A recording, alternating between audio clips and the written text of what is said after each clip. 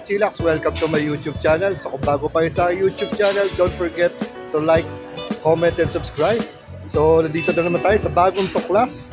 Ayan. So ito ang Kayi. Ayan, oh. So kung galing kayo south, exit lang kayo dito sa exit ng sa NLEX. Dito sa Bukawi, Bulacan, mga ka-Chillax. So pasok na tayo. Medyo umuulan.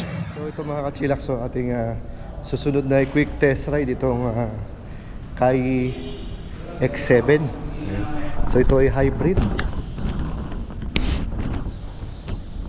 Tingnan natin yung tsura nito kasi bagong-bago pa lang to. You can see, ito yung mga the usual na harapan, no? May mga parang mga rectangle dito sa kanyang front view.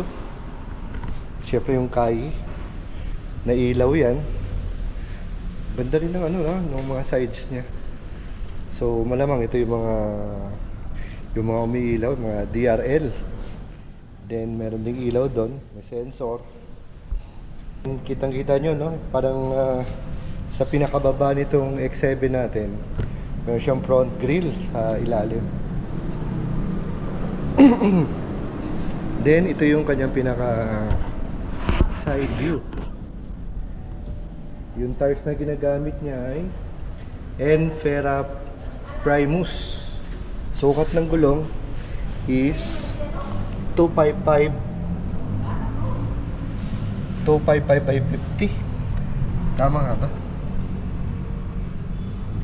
R20. So ang ganda ng box niya, no? Parang yung style parang Spider. Then retractable side mirror na may ilaw dito. Embedded yung kanyang handle. So syempre pagka ini-start mo, saka lalabas yan yung kanyang pinaka lever. Siguro sa gas tank to, pati sa kuryente. So dito sa kabila, since na hybrid, para may 4 na tambutso dito. Then sensor. Then mga ilaw niya dito sa gilid. Ganda ng design. Pinaka wiper, then third brake lamp dito. Then meron siyang Sharks antenna. So makikita nyo dito yung EV, oh. Then meron icon ng gasoline tank dito. Then yun nga, may oras. And napaka advanced ng features dito sa mga features nitong ating unit. Imagine niyo pag may mga dumadaan, makikita mo mga overtake. Pag may mga motor na overtake din sa kanan, mayroong sasakyan dyan sa harapan, makikita mo dito. Tsaka yun nga yung safety features niya. Talagang pinaka dashboard dito. So ito yung vents dito. So yung mga power buttons niya dito sa bintana, sa yung locks, lock and unlock, and syempre sa mga ilaw to dito. So napakadami dito. Then syempre parang cruise control pwede iset. So napakadaming dito features. Then pagdating dito naman sa kanan, para sa mga voice call. And dito sa kanyang steering wheel, kita naman natin yung pinaka trademark ni Kayi. Yung modes naman makikita nyo, no? Pwedeng comfort, eco, and sport. Kanina nagdadrive ako, nasa comfort pa lang, grabe at tulin. Ang nagustuhan ko dito, napakadaming nito. Yung features niya, katulad yan sa driving safety, oh. Automatic braking, low and high beam, intelligent cruise assist, front collision warning, tapos ayun, panoramic image, ayan, exit speeds 30. So pag nagta 30 ka na, mawala na yung image. So driving, so imagine niyo pati driving, yung power steering pwede niyo makontrol dito. Ayan, kung gusto niyo light lang, standard, or sport type. Sa in-car, ayan yung breathing light brightness. Then sa body, ayan, tailgate opening height, automatic window closure when locking vehicle, outside mirror, The outside mirrors will fold automatically when the vehicle is locked, and pedestrian warning system. So grabe mga ano, no? Yung mga features nito, pang malupitan na talaga. Then vehicle lock reminder, pwedeng light and horn, headlamp switch off delay, welcome function, position of light, car light language, and ambient light. So imagine nyo dito, pwede kang pumili ng mga mga ilaw, di ba? Ayan, no? Galing ko dito, no? Nung nakita ko pa lang, nung ina-explain sa akin na sir yung mga features nitong ating Kai hybrid, ay yung features nito, nakikita ko lang to sa mga mga presyong 2 million or 2.5 million pataas. Pero to 1.5 million, meron na siya. 'Di ba? So ang galing. So maganda yung mga mag-aantay ka muna, no? So ito yung pinaka susi ni Kai. Ayan. Lock and unlock sa trunk. Then dito naman yung pinaka-cambio niya. Ayan, parang mouse lang. So park, neutral, reverse, neutral and drive. Then meron siyang auto hold. So ito yata yung sa camera. Ayan, oh. Linaw, oh. Grabe. So ito sa trunk. So may plastic pa. Kasi bago pa lang to eh. So kahit yung mga agents dito, pinag-aaralan pa yung mga talagang mga function. So, pwede isa na to. Ayan. May cover yung panoramic sunroof natin. Ayan, ha. So tingnan nyo sa sidings pa lang. Tingnan nyo naman yung make, oh. So may leather to. Kahit dito parang ang ganda. Plastic siya pero ang ganda. Ito may leather. Tapos dito parang wooden finish. Chrome, tapos may stitch. Ganda rin ang fabric na gamit. May bulsa, may bottle holder, may speaker dito. So dito naman tayo sa sa gitna. Pagdating sa gitna, ayan, kita nyo may plastic pa, So bear with me na lang mga kachilaks, ha. So maganda dito, kahit itong single chair natin, nai-incline. Oh, di ba? So relax.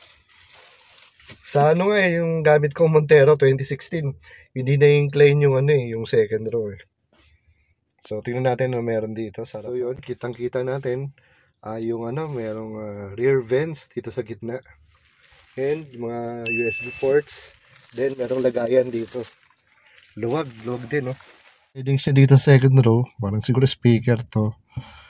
Chrome handle. Yung para sa power window. Ayan, no? Then ilaw. Ayan, no? Meron dome light para dito. Then, yan. Door handle. Kung bago pa, actually. Hindi pa nga nag-open yung branch na to eh. Mag-grand opening lang. So, maraming salamat kina Sir, kina Ma'am Len sa pag-invite sa akin dito. Then dito, kita nyo mayroong cup holder. Then siguro lagayin din ng cards dito. Ayan. So, mayroong armrest o lagayan. Center rest dito. So dito sa likod, siguro dalawang small. Ayan, pwede pa umupo dito sa likod. Kita nyo na medyo may kaliitan. Pero still, at least may additional upuan dito, no? Kasi nga itong ating X7 ay 7-seater. So ito naman yung itsura niya sa likod, mga kachilaks. Ayan. 7-seater na may maluwag na trunk space. O may ilaw. So dito wala. And yun, siguro yung early warning device. And syempre yung battery. Dahil ito nga ay hybrid. So lalagay ko lang ipopost lang natin dyan yung basic specs. Syempre kasi ito ay bagong-bago. Ayan. Power, crank lead. Stig. So balik tayo sa kanyang back view, no? Ito may ilaw na yan. Ganda-ganda ako sa mga ganitong mga ganyang design na ilaw. Sky. Ayan. Ganda na ilaw niya dito. Napaka-elegant. Ang maganda dito para sa akin, yung price tag niya, 1.5 million. Yung features niya, ang galing. Pangmalakasan na. Tapos naka R20 pa na gulong. Then ang ganda ng mags, oh. If I'm not mistaken, naka 4-disc brake to. Di ko lang alam kung ventilated disc to. Ayan. Tapos yung ilaw niya, ganda din, oh. Yung daylight sa harapan, oh. Yung poro pa, ang bangis.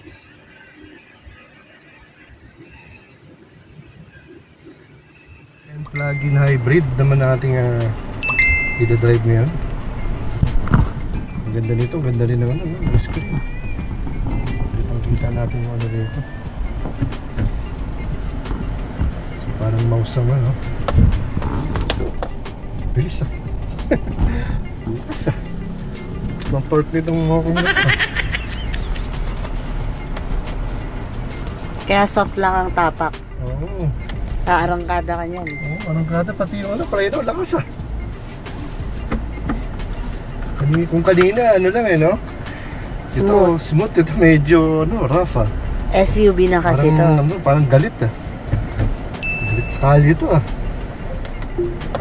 So, ito yung bagong-bago pa sa market, mga kachilax, no? Kaya medyo, inaalam pa natin. Ipopost ko na lang dyan yung mga basic specs natin dito. Sa ngayon, kwento ko lang experience ko dito sa ating X7 plug-in hybrid ng Kai. So ang ganda ng loob nito, maganda sa totoo lang. Marami ako na-drive na katulad nito. So diretso agad tayo sa magandang balita. So less than 2 million. Pero mga amenities nito, mga nakalagay na sa mga presyo, mga 3M, 2.5 million. Meron na dito. So kasi makakapili ka naman sa stiffness sa driving, yung sa steering wheel, at napakadami pa. Para malinis. 4 release na to. 4 release, imagine nyo, 4 release na. Wala pang launching, Oo. 5 release na. Oo, naka-release na. Saan pa nakakita ng ganun, di ba? Kasi nga itong Kai ay kilalang under the umbrella of Chery International. Yan, Chery International. Siya ang pinaka-baby ni Chery ngayon. Kaya pala. Sa China. Pero dito sa Pilipinas, syempre hindi siya under ng Chery. It's under to ng Fortune Electric Philippines. Ayun, kaya pala. So ito mong ano ba to? SUV ba to? SUV, 7-seater. 7-seater SUV. Sa presyong wala pang 2 million. Oo. Ganda rin. Actually, it's 1.5. 1.5 lang, no? Pero loaded ka sa features. Correct. Yung nga yung una ko napansin dito, nung dinemo ni Sir, sabi ko, okay mga Naka-ADAS to, kompleto ang ADAS niya. kompleto. May lane departure, may front collision warning. Saan ka pa? Talagang yung safety features ang hin-highlight dito. Hin-highlight dito. Which is yun yung importante naman talaga. Yung safety, hindi puro karera lang karera. Siya ang maganda dito compare sa ibang PHEV. Hindi mo masyadong rinig yung noise sa labas. Talagang super tahimik, no? Yung kanina, yung sa EQ, medyo rinig natin ng konti. Ito, wala kang maririnig. Katulad yung truck na yun, di ba? Lalakas ng ingay niyan. Minimal lang ang pumapasok na ingay. Okay. Tsaka ang pogi niya sa 1.5. Tama! Oo, ang ganda. So compared sa mga ibang counterparts niya, talaga may ibubuga siya. Lalo na compression lang ay 1.5M, no? Halos kamukha niya yung bagong generation ng CR-V. Ang ganda ng harapan. May ambient color pa siya. Ambient light pa. Napaka-elegante. Ganda na screen, ganda na monitor. Ano siya, no? Parang high-end, no? Sa presyong 1.5, parang naka-high-end nito. Traffic lang, no? Hindi tayo makapag Jason Statham dito. What? Pag mga ganitong oras talaga traffic na dito. Traffic na, ganito pa lang dito. Talagang napaka elegante na. Comfort, no? Feeling ano, yayamanin yung dating eh. Alam mo yun? Wow. Tsaka pag nakita mo tumakbo sa kalye, isipin ba nila, 1.5 lang yung presyo niyan. Ako nga, yun nga yung una kong ano eh. So kanina, akala mo ang range niya mga nasa 2 Oo. million pataas. Ito naman yung tsura niya. Cute, oh. Napaka-cute. Nag-aantay ka, no? So imagine mo may lalabas pa na 1.5 billion na ano. Kapag di ka talaga 99% sure na bibili ka ng sasakyan, over 100% sure, maghintay ka. No? Imagine mo may lumabas na ganito na ang gaganda ng mga features, ang ganda na itsura, yayamanin talaga to the highest level. Tama naman. Di ba? Di mo kailang gumastos ng ano. At saka ano, ang technology ng China ngayon mas maganda na compare sa Japanese technology. Nagme-merge na nga ang mga Japanese technology into Chinese technology. Kaya nga eh. Yung suspension nito. Tag-tag free, no? Ganda na ng upuan, ang ganda pa ng suspension, ganda ng upo mo dito. Ika nga, very relaxing. Ito yung comfort talaga ng sasakyan na hahanapin mo. Hindi pagod hindi masakit sa katawan. Lalo sa mga ano to, long drive. Masarap gamitin. Ang aircon niya lakas. Oo. Hindi pa naka-heavy tint, ano na ano. Hindi makaporma yung init eh. Yun yung maganda sa ano niya. Glass niya. May heat resistance na siya kahit wala pa siyang tint.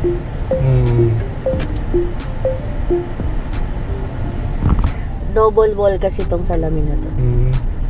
Unlike sa iba kasi, hindi siya yung double. Kaya pasok talaga agad yung init, no? Although nasisikatan ka ng araw, pero yung resistance ng heat, hindi siya ganun kasakit sa katawan. Yung mga ramdam mo, nakatutok ako sa araw.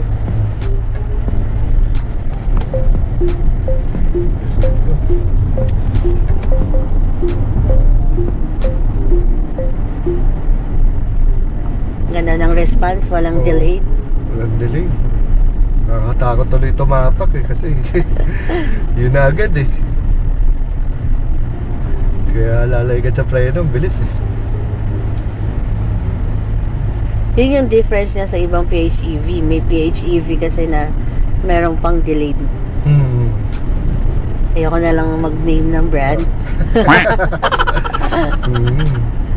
Baka ma-demanda tayo. Grabe itong kaya. Ibang player na naman to, may ibubuga. Ika nga, no? New player na may ibubuga. Lalo na dito sa kanilang ano, PHEV na to ha. Okay ha. Tsaka maganda itong ano niya. Pwede mo siyang i-connect sa Wi-Fi. Tsaka yung mga features na pinakita sa akin kanina, maganda talaga. Diba? Winner. Iisipin mo pa bang 1.5? Yun nga eh.